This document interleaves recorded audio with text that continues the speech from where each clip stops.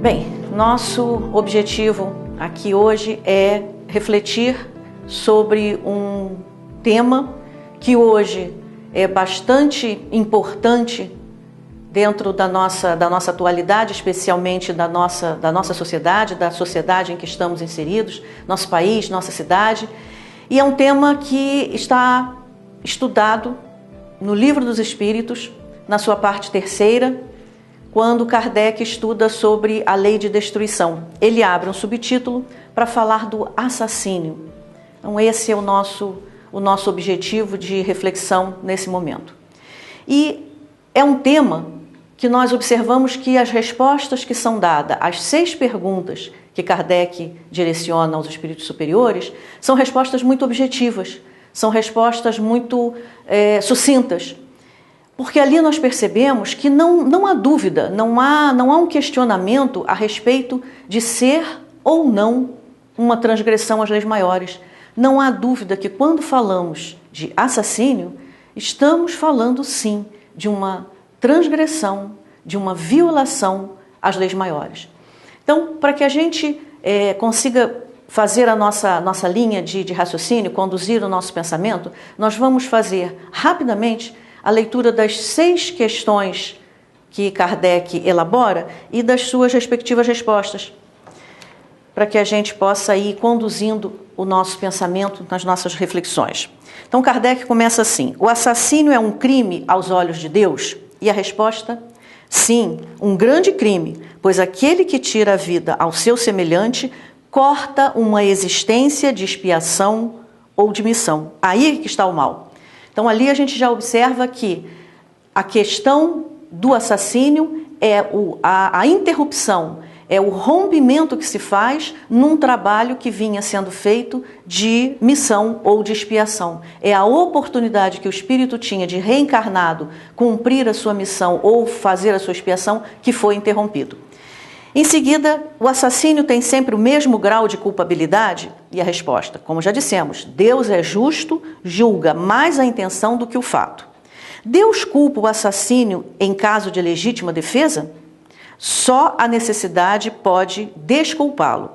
Mas se o agredido puder preservar sua vida sem atentar contra a do agressor, deve fazê-lo. O homem é culpado pelos assassínios que comete durante a guerra? Não quando constrangido pela força, mas é culpado pela crueldade que cometa. Qual é o mais condenável aos olhos de Deus, o parricídio ou o infanticídio? Ambos são igualmente, porque todo crime é um crime. Como se explica entre alguns povos já adiantados sob o ponto de vista intelectual, o infanticídio seja costume consagrado pela legislação? O desenvolvimento intelectual não implica a necessidade do bem. O espírito superior e a inteligência também pode ser mal. É aquele que muito tem vivido sem se melhorar, apenas sabe. Então, como vimos, as respostas são bem sucintas, porque fica claro em todas elas, de uma maneira muito objetiva, que o assassínio é uma violação às leis maiores, é uma violação, uma transgressão às leis maiores. E se a gente seguir nesse pensamento da última questão, nessa resposta que veio à última questão, falando da questão de ser em algumas sociedades, há uma aceitação, né? Melhor dizendo, há uma aceitação pela sociedade que ocorra muitas vezes o infanticídio, como Kardec se refere. E aí a gente observa que isso não foi só no século XIX, quando Kardec estudava a doutrina dos espíritos. É também na atualidade. Temos ainda sociedades nesse século XXI que enxerga, que percebe a ideia do assassínio ainda como uma coisa natural, sem que nada seja feito para punir ou reeducar aquele que comete o assassínio. E aí a gente observa isso com muita propriedade nas sociedades da China e da Índia, onde se tem feito muito estudo sobre isso. E quando Kardec fala de infanticídio, aí é bom que a gente deixe uma observação de que na nossa sociedade, no Brasil, as leis brasileiras encaram o infanticídio como um ato, não um assassínio às crianças de uma maneira geral, mas sim quando ele é cometido pela própria mãe, quando a mãe em estado de depressão puerperal mata o próprio filho. Aí sim caracteriza-se o infanticídio.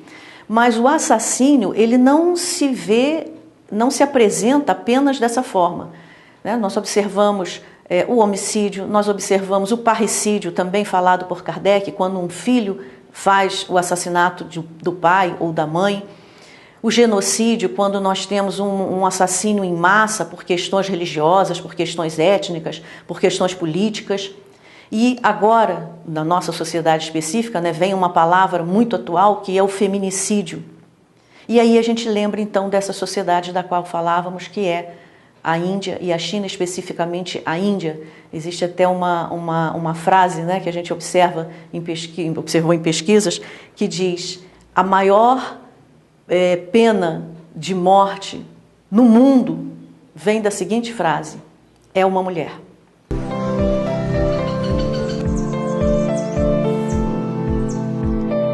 Porque na Índia, aí vem a ideia da sociedade, né, que aceita, que permite, tanto a China quanto a Índia valorizam muito o filho no sexo masculino. O homem é importante, o menino é importante, não a menina. Na Índia, não a menina, porque, na verdade, quando a filha se casa, é necessário que o pai ofereça ao marido riquezas, ouro, terras, benefícios, enfim. Torna-se muito custoso para a família casar uma filha. Então é muito mais importante que se tenha um filho, porque assim se recebe ao invés de dar. E com relação à China, a característica é outra. A China, com a política de diminuir a natalidade, e aí a política de um filho só por família, por casal, fez com que as meninas fossem preteridas, porque para eles o homem é quem vai cuidar dos pais na velhice. É o homem, cabe ao filho a responsabilidade de cuidar dos pais na velhice. A filha não, a filha ela vai cuidar, na verdade, dos sogros, ela vai se casar e acompanhar o marido. Então os pais têm interesse, já que só pode ter um filho, que seja um menino, porque é como eles estão enxergando os cuidados que eles vão ter na velhice. E assim a gente observa, segundo a ONU, no momento atual, há um dado estatístico de 200 milhões de meninas desaparecidas. É um número que impacta, é um número que nos deixa consternados até, pensamento sobre isso. E a gente vai observando que nessas sociedades, se a gente for se aprofundando dentro desse estudo, a gente vai ver que para eles é natural, não há um impedimento. E as mães, as mulheres, elas falam muitas vezes de ter assassinado os filhos de uma forma natural, de uma forma... Não há um sentimento de constrangimento nisso, porque é encarado de uma forma natural. E aí a gente observa a resposta que é dada a Kardec, né? O fato de terem desenvolvido intelectualmente não faz com que eles desenvolvam, na mesma medida, a questão do entendimento moral, do entendimento de que somos todos irmãos, de que somos todos espíritos reencarnando, buscando o aperfeiçoamento. E quando a gente fala, então, do nosso Brasil, né, da nossa sociedade aqui, do momento em que nós estamos, nós vamos observar que, pelos estudos do IPEA, um número também que nos assusta. Nós temos os últimos dados, né, que foram recolhidos pelo IPEA de 2016, nós vemos que na última década morreram por assassínio no Brasil mais de 500 milhões de pessoas. Se nós fizermos aí uma comparação, seria pensar no Maracanã lotado, um Maracanã por ano sendo assassinado, considerando que o Maracanã recebe 50 mil pessoas, se nós estamos falando de 500 mil, teríamos um Maracanã assassinado por ano no Brasil. Agora, nesse último ano, já se fala em mais de 60 mil pessoas assassinadas. Precisamos pensar sobre isso, precisamos refletir sobre isso, precisamos entender de que forma isso acontece e irmos buscando, dentro desse entendimento, a solução.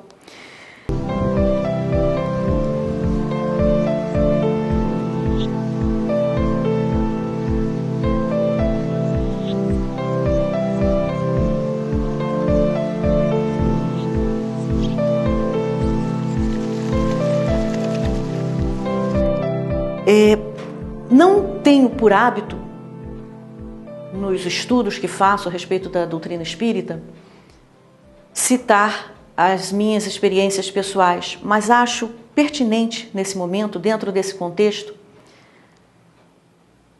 narrar, lembrar que um trabalho que executei, que exerci, trabalho profissional esse, trabalho através do qual eu obtinha a remuneração que me permitia manter a vida material.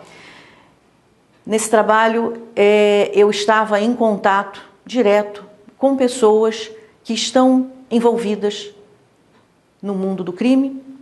São, durante 5 anos, convivendo diretamente com pessoas que traziam na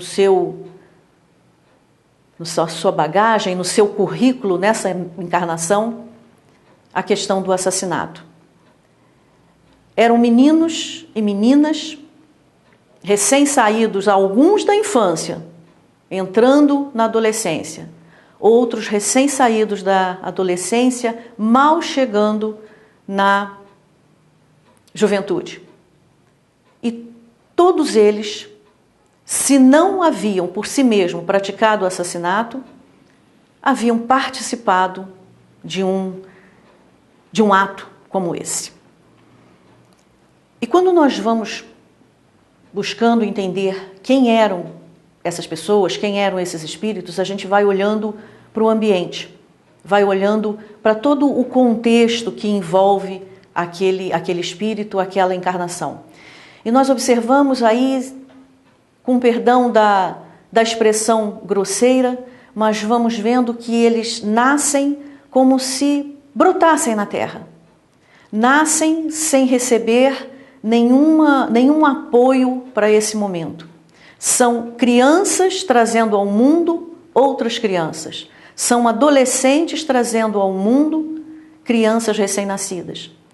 E essas crianças vão se desenvolvendo, infelizmente, numa condição semelhante à de um animal, sobrevivendo através do instinto, encontrando a vida através do instinto, aprendendo aquilo que naquele momento, aquele ambiente lhe pode ensinar, absorvendo do ambiente aquilo que encontram exposto.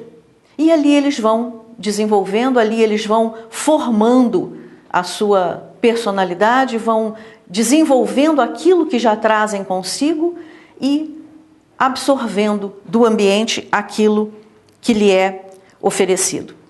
E para ajudar a gente, vamos buscando dentro da bibliografia espírita alguns autores e encontramos lá Ivone Pereira, num livro chamado Devassando o Invisível, nos falando da sua experiência através da atividade mediúnica, quando ela pode perceber, auxiliada, amparada pelo espírito que está sempre com ela, pelo Charles, e ela pode perceber o mundo espiritual numa, vou chamar de localização, numa localização onde estão espíritos presos a um lodaçal, lutando pelo movimento que ali até se faz difícil, e esses espíritos se apresentam todos vestidos, se podemos dizer, em andrajos, o rosto coberto de uma névoa, e que eles mesmos jogam as mãos sobre o rosto, buscando desesperadamente não enxergar uma realidade que eles mesmos plasmam em torno deles, que eles mesmos constroem pelas lembranças que têm dos atos cometidos. São grupos de espíritos assassinos, grupos de espíritos que, quando encarnados, cometeram assassinatos. E muitos cometeram assassinatos, muitos cometeram assassinatos pela simples ideia da crueldade. E eles ali se encontram então no mundo espiritual, presos às lembranças que eles mesmos constroem por si. Eles mesmos constroem aquele ambiente e ali ficam presos, mas aquilo aterroriza, aquilo coloca eles em condições de muito desespero e eles lutam muito para sair daquilo e não conseguem.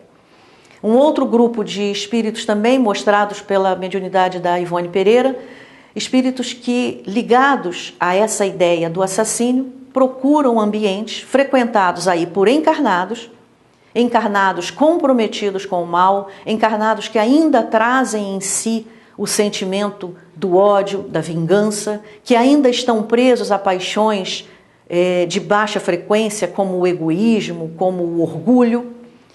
Espíritos que se encarnados e que buscam vícios morais e vícios físicos, o vício do sexo, o vício da droga, o vício do álcool, o vício puramente de fazer o mal. E esses espíritos, então, desencarnados se aproximam desses ambientes onde se reúnem esses encarnados e ali eles transmitem ideias, pensamentos, ali eles estimulam, ali eles encorajam aqueles pensamentos que os encarnados já têm ali. E isso vem, então, nos mostrar agora uma outra realidade, um outro trabalho que é feito pela espiritualidade superior, quando pela misericórdia divina, quando pela justiça divina, quando pelo amor maior, permite que esses espíritos desencarnados recebam a possibilidade, a concessão de uma reencarnação. Principalmente esses que estão presos àquelas suas lembranças que os martirizam tanto. Eles são retirados então daquela situação e o único recurso que eles têm é o da reencarnação. Eles reencarnam então, mas não podem alçar voos muito altos, não têm conhecimento ainda para isso, não trabalharam ainda um desenvolvimento em si para alcançar esses voos muito altos. Então eles encarnam para naquele instante, ter um conforto, ter um lenitivo, ter um apaziguamento daquele sofrimento a que estavam presos. Eles reencarnam para libertação daquele sofrimento, mas como não vão muito longe, reencarnam muitas vezes, a maioria das vezes, nesses ambientes dos quais eu falava com relação à minha experiência profissional. Ali estão eles, reencarnando por uma libertação, por uma concessão que lhes foi dada de um lenitivo daquele sofrimento em que estavam, mas trazem consigo ainda o grau de desenvolvimento que alcançaram por si mesmos, ou seja, ainda presos a esse mundo em que fala tão alto ainda as condições materiais, as suas relações materiais. E ali então eles vão buscando o seu desenvolvimento.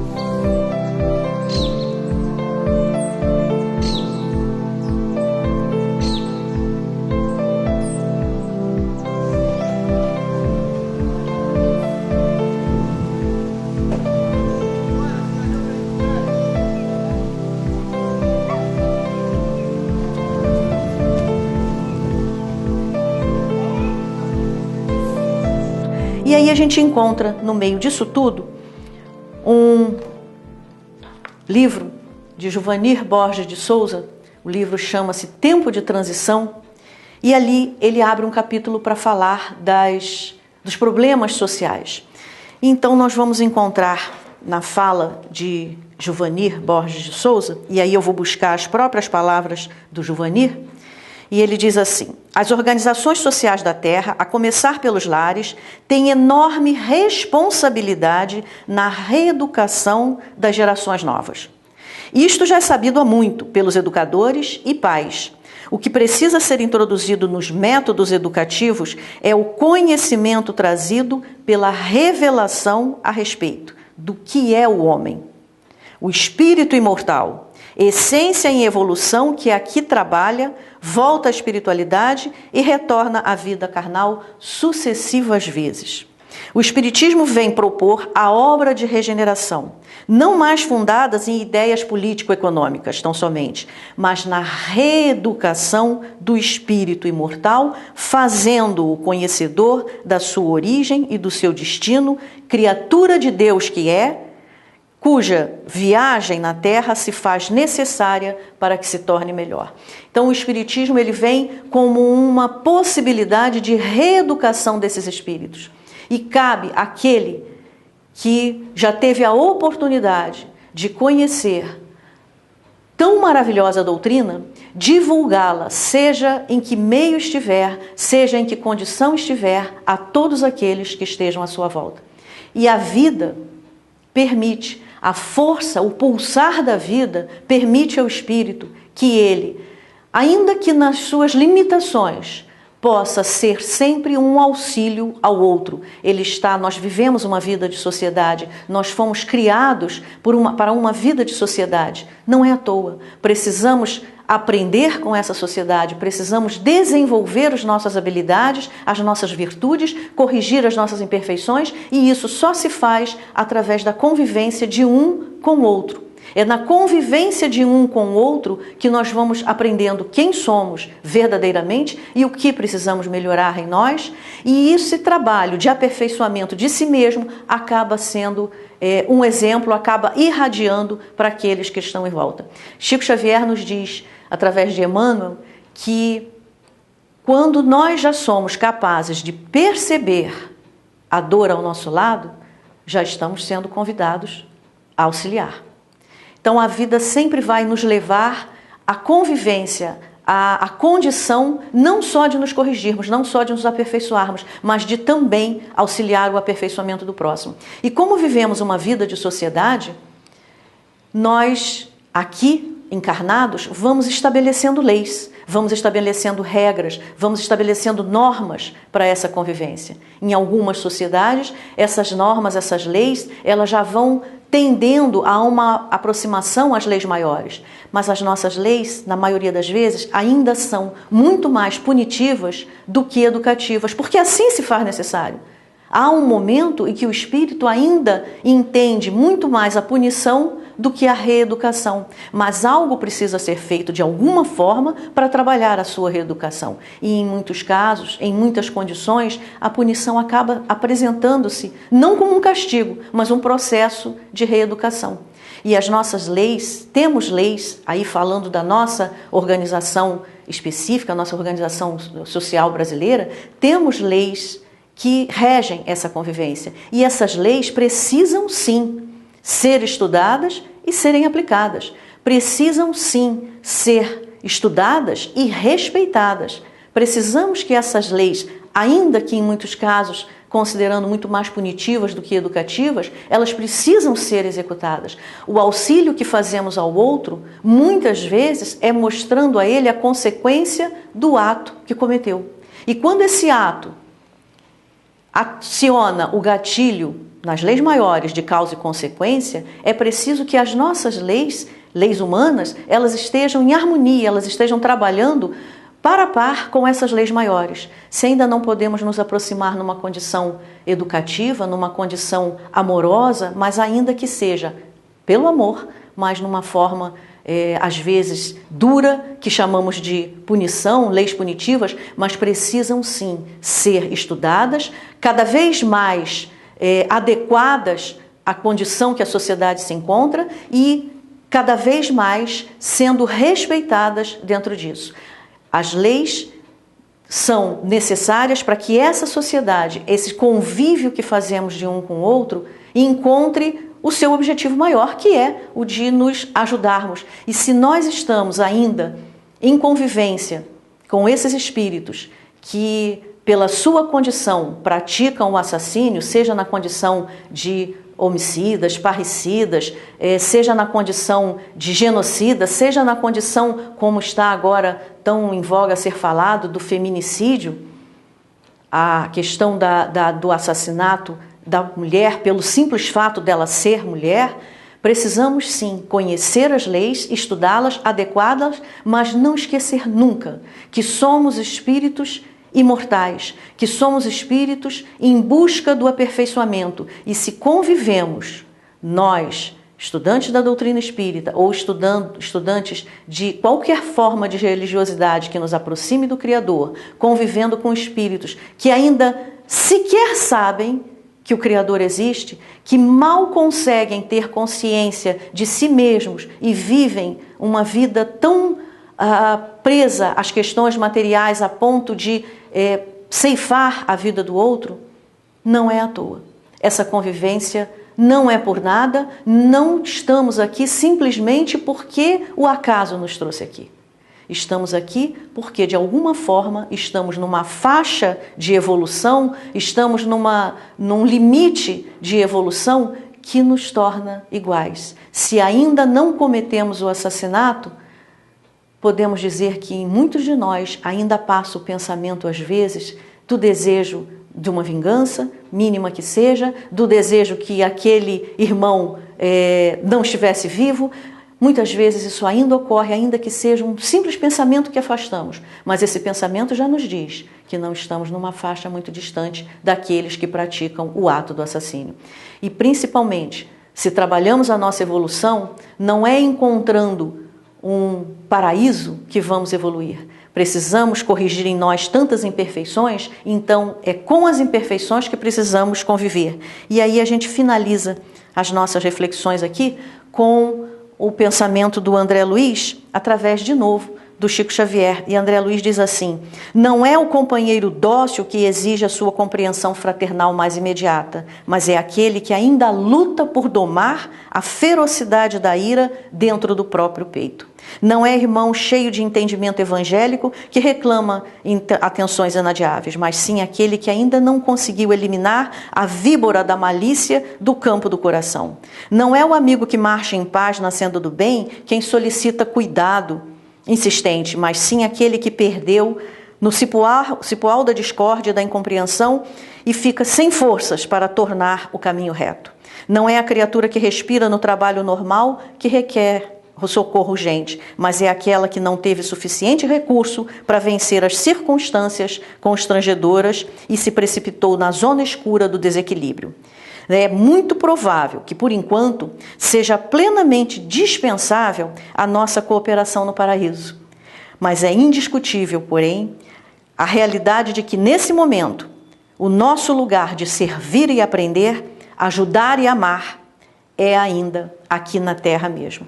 E eu posso afirmar que todos aqueles com os quais convivi, justamente porque com eles convivi, e falo agora do que sei, do que vi, do que senti, que todos eles são capazes de amar, são capazes de beijar, são capazes de abraçar, são capazes de perdoar. Graças a Deus.